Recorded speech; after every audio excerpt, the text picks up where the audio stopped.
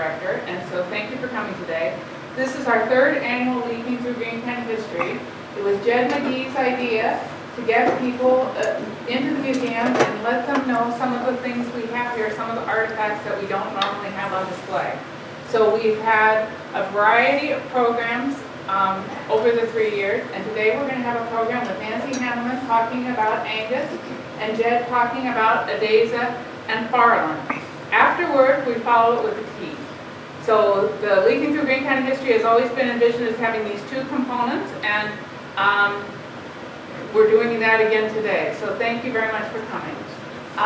Our programs that are upcoming, on September 6th, we're having a program at St. Patrick's Church. It's one of our Friday lunch programs. It's with Tom Lynn. He's talking about what is it about Iowa and wind power from a windy guy. And so I hope you'll get a chance to come to that. September 22nd, Diane People is giving one of her cemetery walks, and we'll meet at the Thomas Jefferson Gardens. It's at 2 p.m. It's on a Sunday afternoon. We have added 2 programs to the year we haven't publicized yet for our schedule. We're having on October 27th another happy haunting at the museum. We had it last year and it was a success. We have ghosts of Greene County, past Greene County residents talk about themselves and give short performances, and then we intersperse that with music. So we're going to have somebody talking about Doreen Wilbur, somebody talking about Malon Hez, somebody talking about George Gallup, and it should be fun. Rick Moraine described last year's program as a hoot. That's kind of what it is. It's just kind of a fun program as opposed to our usual programming, which tends to be, not to speak anything about these two, but kind of dry. On November 10th, we are having Jacob Fernholz, who is the naturalist that's been hired by Greene County Conservation. They've never had a naturalist on staff in Greene County before. We're one of the only counties that hasn't had a naturalist, and now we do. And he has just joined their staff, I think this month. And he's going to come here on November 10th at 2 p.m. and introduce himself and talk a little bit about himself and about conservation. So, and we're going to have another holiday open house, so keep that in mind for December. With no further ado, I will introduce Nancy Hanaman. She gave a program on Angus last year, and it was a success. And she said she had a little more she could talk about, and I had missed that program, so I was very eager for her to do it. So thank you, Nancy, and start us off with a talk about Angus.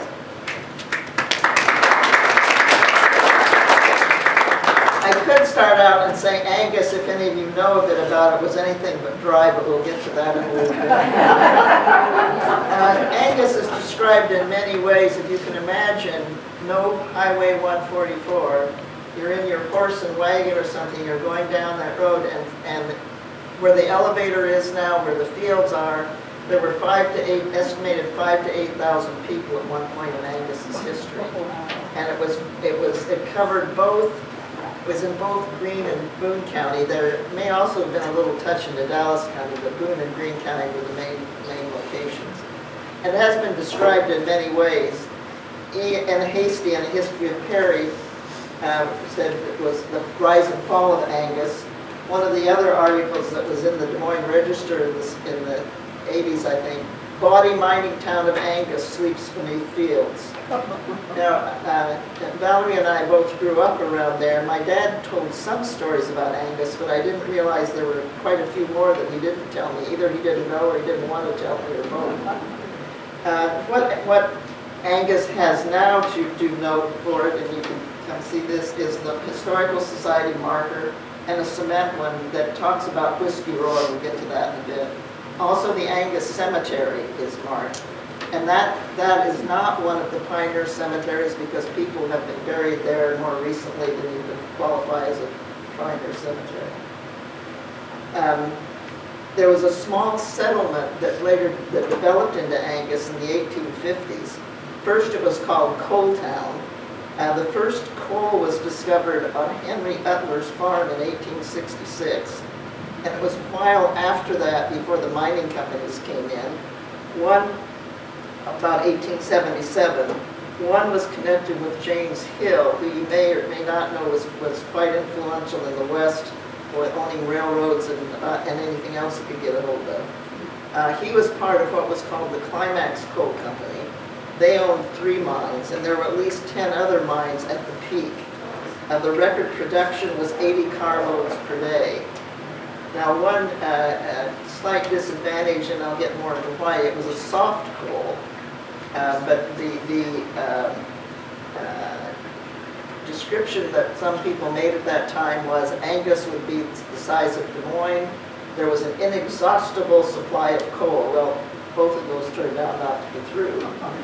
And as with the development of many other towns in that period of time, the key was that the railroad came through. And it was Minneapolis and St. Louis, and it came through Berkeley and Ogden. At one point, Angus was the terminus of that, and then they shipped the coal from there. The miners came from many European countries, from Wales, from Scotland, not just many from Italy at that point.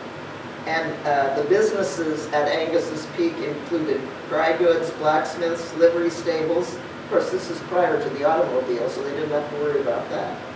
Opera house that supposedly sat 600 people. And you may know an opera house was not where the Metropolitan Opera came, but where there were traveling groups that would come and present different kinds of programs. There were 2 newspapers at one time. One was called the Black Diamond and one was Tenderfoot. Whiskey Row, which is marked there, there was estimated there was 12 to 17. I just read something that said there were 18, so I'm not sure who was counting them. They were not necessarily all on one row. There was also some businesses, and there may have been saloons owned by women, which would have been a bit unusual at that time. It happened to be on the county line. So at one point I thought that one county was wet and one was dry, but the issue consideration was, so I stole something in Boone County, and the Boone County sheriff came to get me. If I stepped over to Greene County, that sheriff had no jurisdiction there at that time. So that, I'm sure, that developed some interesting situations. The churches were there as well, along with the businesses. So as a kid, what stories I heard was kind of this raucous mining town. Well, it was very much a town with the kind of businesses and that you would expect to be there. The churches included Methodist Episcopal, Primitive Methodist, Swedish Lutheran, Welsh Congregational. So there was at least one other church that the worship service was in their native language. The Reverend Bishop was one of the Methodist pastors, and at that point the Methodist-related churches were very adamantly opposed to alcohol. Iowa had a prohibition law that you might guess around Angus nobody was paying any attention to. One of the key factors in the decline of Angus came when there was a coal mining strike that started in September of 1884 and ended with some rioting in January of 1885. The dispute was over wages, and there was a certain amount that the owners had been increasing each year. A lot of these miners were single men who were sending their wages home. And so when this wage did not come, and the mine owners claimed they couldn't afford to do it, which may have been true, may have not. The Knights of Labor, a predecessor to the labor unions we know, was active there. The miners walked out, blocked the mine so no one could get in. The mine owners brought in substitute miners, which of course was not well received by the other miners. They tried arbitration, that failed. There was a boarding house of some sort that the substitute miners were at. That was burned. These miners from wherever they were from were not very ceremoniously ran out of town with not too much to take with them. The state militia was brought in a couple days later, which kind of took care of the strike. But back to Whiskey Row for a minute. That was certainly probably the social center for most of these miners. And that was where their entertainment was. I'm suspecting not many of them were the opera house clientele. So this big strike was one factor in Angus's decline, but also the coal that was there was a soft coal. And even though a lot of that was used for homes and things, as cleaner burning coal became available, that became less important. The ownership of the rail lines changed and they were going a different direction. The miners left, the businesses left. There were houses that were there. Some were moved to Perry. There were some that were moved to Rippey.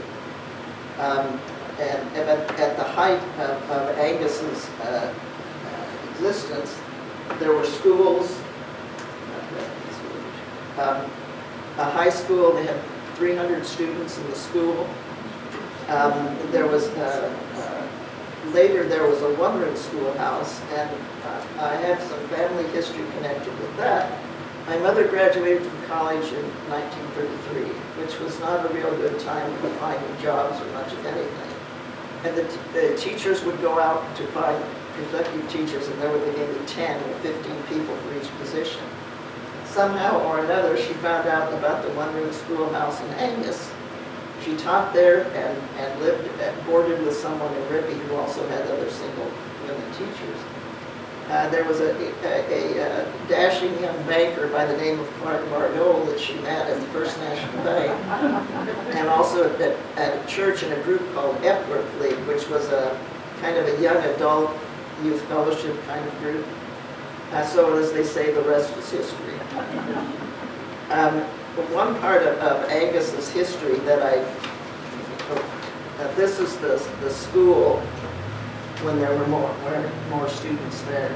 And of course, as people moved away, banks failed, the stores had nobody to sell anything to anymore, so it was not, within a number of years, where the population may have been up to 8,000, within probably less than a decade, there were maybe 300 people left still living there. Part of Angus's shadier past that I wasn't aware of until some of you may remember reading the series in the Herald that Bradley Hurley wrote about the Burns gang.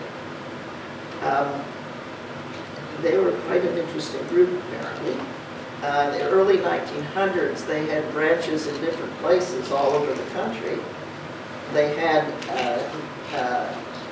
2 safe houses in Angus, and people pretty much left them alone, and they left everybody else alone. One of the stories that's in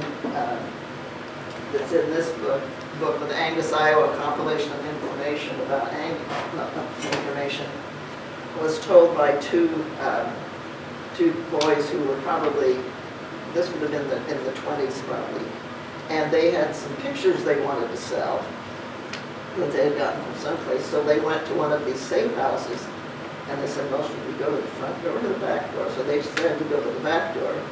And one of the gang members asked them, he said, what are you doing here? And they said, well, we wanted to sell you some pictures. And they said, get lost. Luella and Orland Brown were long-term Angus residents. And Orland was an electrician who was, he was working well into the 60s, because I knew him when I was still a kid. I'll finish with the Burns gang. They robbed banks, trains, stores, whatever they felt like. And Luella says, and it's in this book here, that the Burns gang would push items off the train, and then people would pick them up. According to Coyle Riley, one of the other long-term residents, if there was a certain size suit you wanted, you'd tell them what size you wanted, and they'd try to get that. So it was a little bit of a Robin Hood kind of thing. As time progressed and they probably got better weapons, there were instances where they were involved in robberies where people were killed. The last gang member that seemed to be around was a person by the name of Silver Jim Edwards, and he was in prison, which I didn't quite figure this out, in Nebraska for a robbery that was around Boone. So I'm not sure how he still got in trouble. But that was an interesting part of Angus's history that I hadn't known about. It's kind of the town that people forgot, but not if you hear some of the other stories about the history. And it of course started like many other towns with a central focus of coal mining. And when that was not needed anymore, the last mine in that area was closed later. And then of course there were other mines like the Greene County coal mine that was near Squirrel Hollow that was closed in 1947. So coal mining was very much a part of what was part of the area. And some of the old timers, well into the 40s and 50s, still claimed that there was this rich coal underneath the ground. When they tried drilling to find things, they hit water. And it would, even if there was some big deposit, it would have been the soft coal. And in cases now where we live, where my parents lived, when they would have to drill a new well, they'd have to go deeper and deeper, and the cold water would have a sulfur smell to it. So there is coal there, but I don't think it's probably worth anybody pursuing. So the memories of Angus live on, and those stories go from parents and grandparents. This book has a lot of information. One of the older Greene County histories has a little bit. There was a section in the history of Perry that wrote about Angus, and I suppose it may have squeezed over into Dallas County just a little bit.